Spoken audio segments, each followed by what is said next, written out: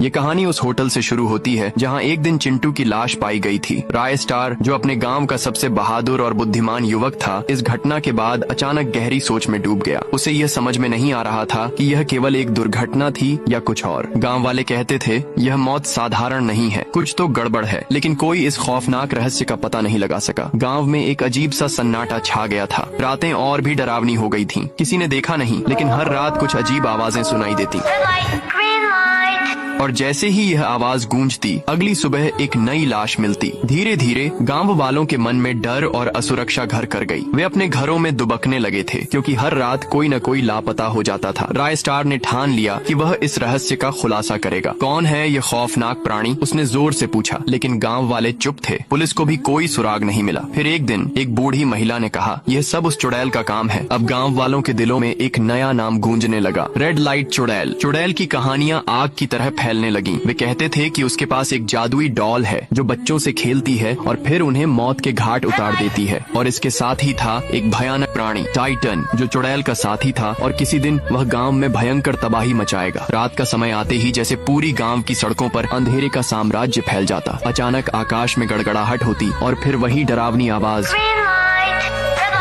जो भी बाहर निकलता वह कभी वापस नहीं लौटता। टाइटन और डॉल उन्हें उठाकर कहीं दूर ले जाते। एक दिन ज्ञान भाई, जो अपने टपरी में मोमोज बना रहे थे, अचानक गायब हो गए। यह घटना गांव के लिए बड़ा शौक थी। अब हर किसी के मुंह पर एक ही सवाल था, कौन हमें बचाएगा? राय स्टार ने खुद को चुनौती दी। एक तूफानी रात वह होटल से अपने घर लौट रहा था, जब अचानक बिजली गिरी और अंधेरी आंधी के बीच चुड़ैल और टाइटन सामने आ खड़े हुए। राय स्टार ने एक क्षण के लिए गहरी सांस ली, लेकिन उसकी आंखों में डर का नाम नहीं था। वह एक योद्धा था और उसने ठान लिया था कि इस बार वह डर के सामने नहीं झुकेगा। चुड़ैल ने गुस्से में आकर कहा, तुमसे लड़ने की कोई जरूरत नहीं है, बस एक खेल खेलो और जो जीत जाएगा वही गांव का भविष्य तय करेगा। वह खेल था।